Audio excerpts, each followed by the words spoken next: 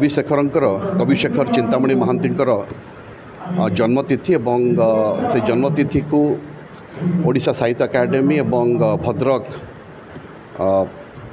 पूज्य पूजा संसद मिलित भाव आयोजन करिसेंती।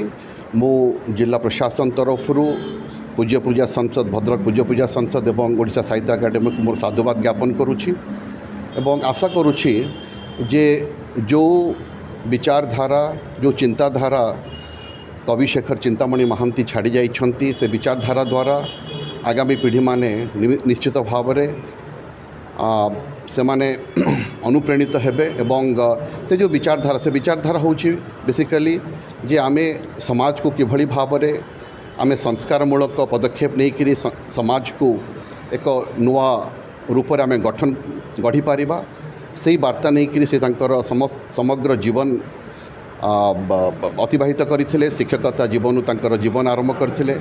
परवर्ती काल रे से केवल जे साहित्य माने साहित्य रचनार निजक नियोजित करनथिले से मध्य जड़े निर्भीक सांबादिक थिले।